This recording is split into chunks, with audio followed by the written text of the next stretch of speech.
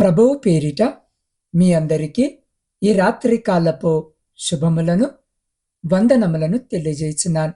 ప్రియులారా, ఈ రాత్రి పరిశుద్ధ లేఖన భాగమును మనము చదివినట్లయితే, కాబట్టి ఇశ్రాయేలీయులకు నీవు ఈ మాట చెప్పుము, ప్రభువగు యెహోవా సెలవిచ్చినదేమనగా, మీ విగ్రహములను విడిచిపెట్టి మీరు చేయు హేయ కృత్యములన్నిటినీ మాని మనసు త్రిప్పుకొనుడి.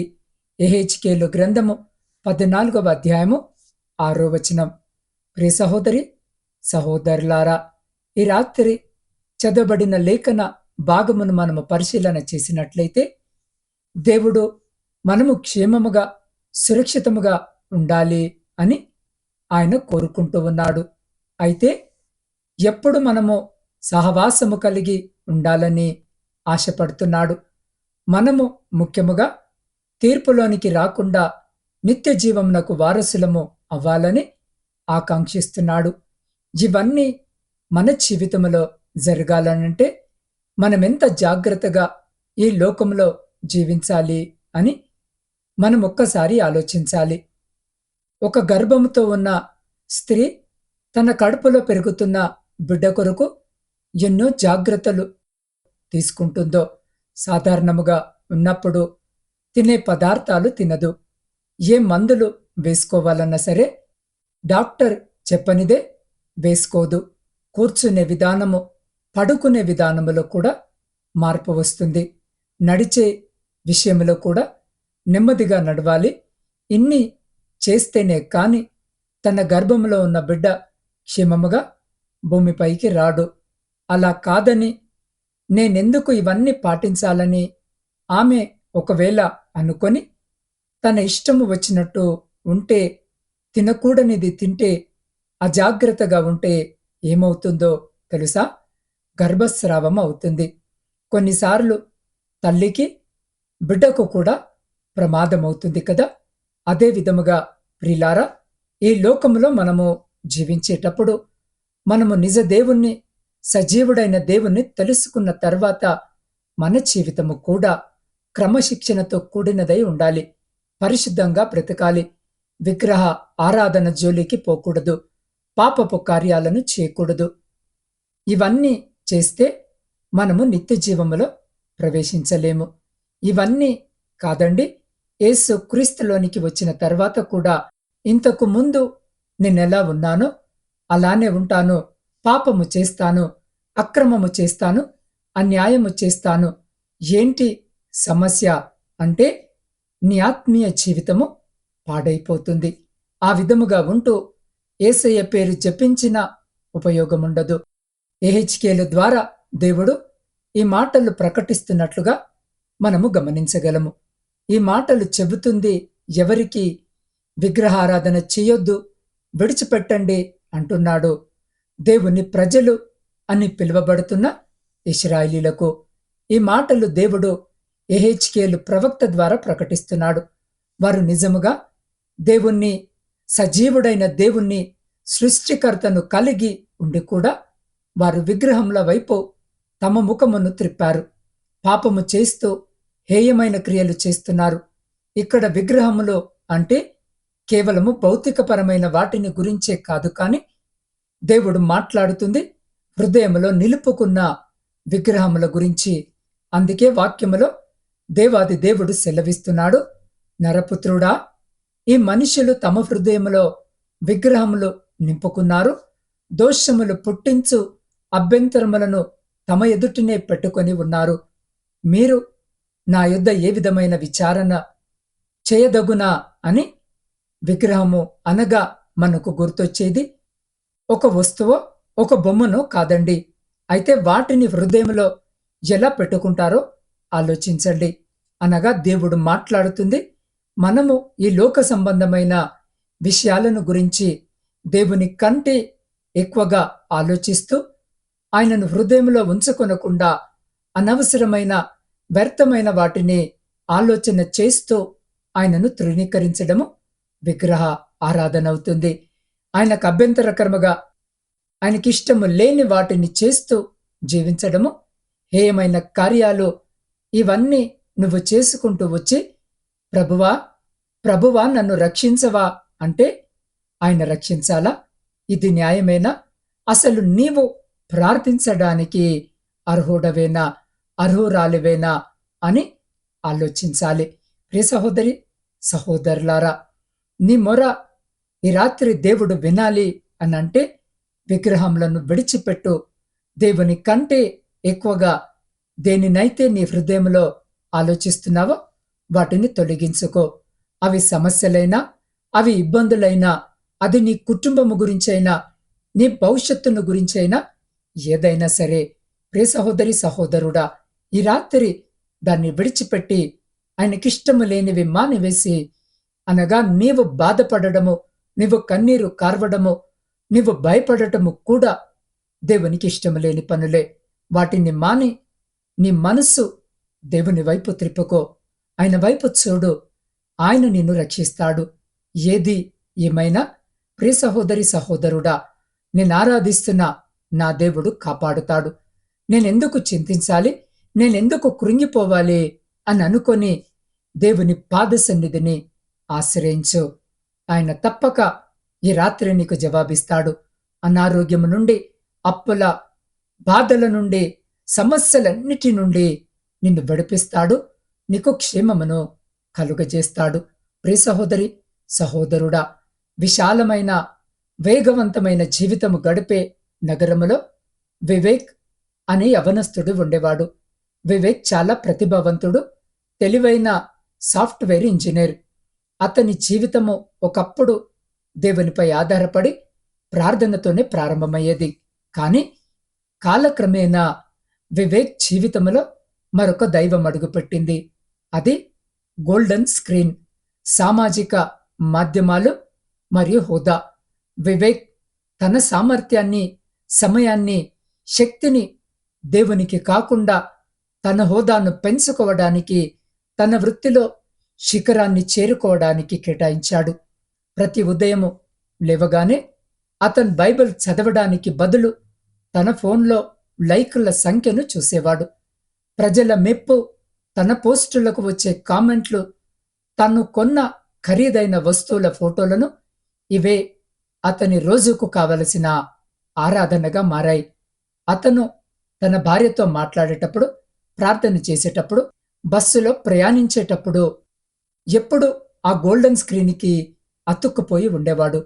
అతని విగ్రహము ఒకప్పుడు చెక్కతోనో రాతితోనో ఉండేది కాదు, కానీ అది అతని చేతిలో మెరిసే ఫోన్ మరియు ఆ ఫోన్లో కనిపించే అశాశ్వతమైన ప్రపంచము.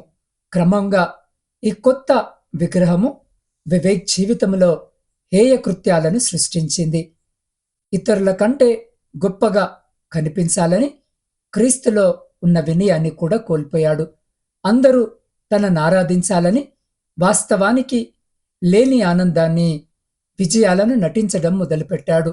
కుటుంబాన్ని నిర్లక్ష్యం చేయడం మొదలుపెట్టాడు. దేవుడిచ్చిన కుటుంబాన్ని, స్నేహాన్ని పూర్తిగా విస్మరించాడు. వివేక్ వృత్తిపరంగా విజయము సాధించిన అతని ఆత్మ మాత్రము ఖాళీగా, అలసటగా ఉండేది. ఒకరోజు రాత్రి వివేక్ తన పడక గదిలో ఒంటరిగా కూర్చొని తన చేతిలో ఫోన్ చూశాడు. ఆ మెరిసే ఫోన్ స్క్రీన్ తనెంత ఒంటరివాడో అతనికి గుర్తు చేసింది. అప్పుడే అతని మనసులో ఒక బలమైన మాట ప్రతిధ్వనించింది. అదే యెహెజ్కేలు గ్రంథము 14వ అధ్యాయము 6వ వచనము. ప్రభువగు యెహోవా సెలవిచ్చినదేమనగా, మీ విగ్రహములను విడిచిపెట్టి మీరు చేయు హేయ కృత్యములన్నిటిని మాని మనసు త్రిప్పుకొనుడి అని. ప్రియ సహోదరి సహోదరుడా, వివేక్ కళ్ళు తెరుచుకున్నాయి. తను దేవునికి బదులుగా తన స్టేటస్ అనే విగ్రహాన్ని పూజిస్తున్నాడని, దానికోసము హేయమైన క్రియలు, పనులు చేస్తున్నాడని అతనికి అర్థమైంది. అదే క్షణంలో వివేక్ తన మనసుని త్రిప్పుకున్నాడు. అతను తన ఫోన్ కింద పెట్టేశాడు. ఆ రాత్రి మొట్టమొదటిసారిగా దేవునితో నిజమైన సంభాషణ చేయడం మొదలుపెట్టాడు. అతని ప్రార్థనలో, ప్రభువా, నా దృష్టి కేవలము నా గొప్పతనము, నా హోదా మీదనే ఉంది. నన్ను క్షమించు. నా హేయకృత్యములన్నిటినీ మాని అయ్యా నా మనస్సును నీ వైపు త్రిప్పుకుంటున్నాను అని కన్నీరు విడుస్తూ ప్రార్థించాడు. ఆ తర్వాత వివేక్ ఆ విగ్రహాన్ని విడిచిపెట్టాడు. అతను తన ఫోన్కు పరిమితులు పెట్టుకున్నాడు. సామాజిక మాధ్యమాలలో తన హోదాను పెంచే పరుగును ఆపాడు. బదులుగా ఆ సమయాన్ని ప్రార్థన, పరిశుద్ధ లేఖన భాగము చదవడము మరియు తన కుటుంబాన్ని ప్రేమించడములో ఉపయోగించాడు. ప్రియ సహోదరి, సహోదరుడా, వివేక్ జీవితంలో అద్భుతమైన మార్పు వచ్చింది. అతను లోకము దృష్టిలో కొంత తగ్గినట్లు అనిపించినా దేవునిలో మాత్రము ఆనందము, శాంతి మరియు సంపూర్ణతతో నింపబడ్డాడు. అతని నిజమైన విజయము లోకములో కాదు, తన ఆత్మ దేవునితో పునరుద్ధరించబడుటలో ఉంది. ప్రియ సహోదరి, సహోదరుడా, ఈ రాత్రి ఈ వాక్యము వినుచున్న మన జీవితాల్లో కూడా ఈ గోల్డెన్ స్క్రీన్లు ఉండొచ్చు. డబ్బు, హోదా, ఒక బంధము, ఒక వ్యసనము లేదా మరేదైనా ఈ విగ్రహాలను విడిచిపెట్టి హేయ కృత్యములను మాని మీ మనస్సును క్రీస్తు వైపు త్రిప్పుకోవాలని దేవుడి రాత్రి ఈ వాక్యము వినిచిన మిమ్మల్ని పిలుస్తున్నాడు. ఆత్మీయ విజయము మీకోసమే ఎదురుచూస్తుంది. కాబట్టి ప్రియ సహోదరి, సహోదరుడా, ఈ రాత్రి ఈ వాక్యము వినిచిన మీరు ఎవరైనా సరే జాగ్రత్తగా వినండి. మీరు ఆరాధిస్తున్న దేవుని కంటే ఎక్కువగా ఆరాధిస్తున్న ఏదైనా సరే ఈ రాత్రి విడిచిపెట్టండి. దేవుని పాద సన్నిధికి రండి. దేవుని పాద సన్నిధిలో మోకరించి కన్నీరు విడుస్తూ వివేక్ లాగే మీరు కూడా ప్రార్థించండి. మీ పాపాలన్నిటిని ఒప్పుకోండి. మీ ప్రతి బంధకాల నుండి విముక్తిని పొందండి. అట్టి రీతిగా దేవుడు తన కృపను ఈ రాత్రి మనకు దయచేయలాగున, అట్టి రీతిగా మన హృదయాలు, మన జీవితాలు మార్చబడులాగున ఈ రాత్రి వాక్యము వినిచిన మీరు ఏ స్థలములో ఉన్నా, ఏ స్థితిలో ఉన్నా, ఆ చోటే ఆ స్థితిలోనే ఒక్క నిమిషము తలలు వంచి కళ్ళు మూసుకొని నాతో పాటు ప్రార్థనలో ఏకీభవించండి. పరిశుద్ధుడా, ప్రేమ నమ్మకము కలిగిన మా ప్రియ పరలోకపు పరమ తండ్రి, మీ శ్రేష్టమైన కరుణగల నామాన్ని బట్టి స్తుతులు, స్తోత్రాలు, వందనములను చెల్లించుకొనిచున్నా. దేవా, ఈ రాత్రి వాక్యము ద్వారా మీరు సూటిగా, తేటగా మాతో మాట్లాడారు. అవును తండ్రి, మా యొక్క ప్రవర్తన, మాలో ఉన్నటువంటి ఆలోచనలు మీకు విరోధముగా ఉండి, అయా మా యొక్క ఆలోచనలంతా కూడా హేయమైనటువంటి వాటిని గురించి ప్రభువా మేము ఆలోచిస్తూ ఉన్నట్లయితే ఈ రాత్రి ఆ ఆలోచనను విడిచిపెట్టి మీ వైపు మా మనస్సును తిప్పివేసుకున్నట్లయితే మమ్మల్ని తప్పకుండా మీరు ఆశీర్వదిస్తారని, మాకున్న ప్రతి సమస్యల నుండి మమ్మల్ని విడిపిస్తారని, మాకు క్షేమాన్ని మీరు కలుగజేస్తారని, మంచి ఆరోగ్యమును మీరు అనుగ్రహిస్తారని, వాక్యము ద్వారా మీరు మాతో మాట్లాడి మమ్మల్ని బలపరిచి సరిచేసినందుకే కృతజ్ఞత వందనాలు. అయ్యా, ఈ రాత్రి ఎందరైతే బిడ్డలు వారికున్న సమస్యలతో మీ వైపు తిరిగి మీ పాద సన్నిధిలో మోకరించి అయ్యా మీ సహాయం కొరకు ఎదురు చూస్తున్నారో ప్రతి బిడ్డని జ్ఞాపకము చేసుకొని వారికున్న ప్రతి సమస్య నుండి మీరే లేవనెత్తి మీ కృపలో భద్రపరచమని మీ పాద సన్నిధిలో వేడుకొనిచున్నాం. దేవా, ఈ గాఢ అంధకారమైన చీకటిలో ప్రయాణాలు చేస్తున్న ప్రతి బిడ్డ ప్రయాణమును జ్ఞాపకము చేసుకోండి. అయా, ఈ దినాలలో అనేక విధాలైన నా తండ్రి రోడ్డు ప్రమాదాలు జరుగుతూ ఉన్నాయి. అయా, జ్ఞాపకము చేసుకోండి. బిడ్డల ప్రయాణములో మీరు తోడుగా ఉండండి. క్షేమకరమైన, సురక్షితమైన ప్రయాణాన్ని బిడ్డలకు దయచేయమని వేడుకొంచున్నాం. దేవ, శారీరక, మానసిక బలహీనతలతో ఇబ్బందులను ఎదుర్కొంటున్న ప్రతి బిడ్డను ముట్టి సంపూర్ణ స్వస్థతను దయచేయమని వేడుకొంచున్నాం. ఆ బిడ్డలకు పరిచర్య చేస్తున్న ప్రతి బిడ్డను, వారి కుటుంబాలను కూడా జ్ఞాపకము చేసుకోమని వేడుకొనిచున్నాం. దేవా, ఈ రాత్రికాల సమయంలో వ్యవసాయదారుల కొరకు ప్రార్థిస్తున్నాం. బిడ్డలు చేస్తున్న పనిని ఆశీర్వదించి వారి సమస్తమును మీ కృపలో భద్రపరచమని వేడుకొనిచున్నాం. దేవ, ప్రాముఖ్యముగా ఉద్యోగము లేని ప్రతి బిడ్డ కొరకు ప్రార్థిస్తున్నాం. బిడ్డలను జ్ఞాపకము చేసుకోండి. వారి ప్రతి ప్రయత్నాన్ని సఫలీకృతము చేసి ప్రతి బిడ్డకు ఉద్యోగము దయచేయమని వేడుకొంచున్నాం. విద్యార్థుల కొరకు ప్రార్థిస్తున్నాం. బిడ్డలు విద్యను అభ్యసించుండగా కావలసిన మంచి ఆరోగ్యమును, జ్ఞానమును, జ్ఞాపక శక్తిని బిడ్డలకు దయచేసి అయ్యా వారు రాయబోతున్న పరీక్షల్లో మీరు తోడుగా ఉండి బిడ్డలకు విజయమును దయచేసి వారి చేయి పట్టుకొని ముందుకు నడిపించమని వేడుకొనుచున్నాం. దేవా, గర్భఫలములు లేక కన్నీటితో మీ వైపు ఈ రాత్రి ఆశ కలిగి చూస్తున్న ప్రతి బిడ్డ గర్భాన్ని ముట్టండి. అయ్యా, ప్రతి బిడ్డ దుఃఖాన్ని సంతోషంగా మార్చమని వేడుకొనుచున్నాం. ఆర్థిక సమస్యలు, అప్పుల భారముతో నలిగిన స్థితిలో ఈ రాత్రి మీ వైపు చూస్తున్న ప్రతి బిడ్డ జీవితంలో నుండి ప్రతి ఆర్థిక బంధకములను తీసివేసి బిడ్డలకు శాంతిని, సమాధానమును దయచేయమని వేడుకొనుచున్నాం. దేవ, కుటుంబ పోషణకై కుటుంబాలను వదిలి దూర దేశాలలో, దూర ప్రాంతాలలో వ్యాపారాలు చేసుకుంటున్న, ఉద్యోగాలు చేసుకుంటున్న బిడ్డలందరి కొరకును ప్రార్థిస్తున్నాం. ఈ రాత్రి బిడ్డలను జ్ఞాపకం చేసుకోండి నాయనా. అయ్యా, వారు చేస్తున్న పనిని ఆశీర్వదించి, వారి చేతుల కష్టార్జితమును ఆశీర్వదించి, అయ్యా వారు కోరుకున్న విధముగా నా తండ్రి వారు సంపాదించేలాగున మీ కృపను బిడ్డలకు దయచేయమని వేడుకొనుచున్నాం. అయ్యా, వారిని, వారి కుటుంబాలను మీ కృప కలిగిన రెక్కల చాటున భద్రపరచమని వేడుకొనుచున్నాం. దేవ, సైన్యంలో ఉండి దేశాన్ని కాపాడుతున్న ప్రతి సైనికుని చుట్టూ మీ కంచె వేసి ప్రతి శత్రు, ప్రతి అపాయం నుంచి మీరు బిడ్డల్ని కాపాడి వారిని, వారి కుటుంబాలను అయ్యా మీ కృప కలిగిన రెక్కల చాటున భద్రపరచమని వేడుకొనుచున్నాం. మీ సేవకుల కొరకును, సేవకురాండ్రు, వారి పరిచర్య, వారి కుటుంబాలన్నిటినీ జ్ఞాపకము చేసుకోండి. అయ్యా, అనేక ప్రాంతాల్లో అయ్యా పరిశుద్ధ మందిరాలపై దాడులు జరుగుతూ ఉన్నాయి.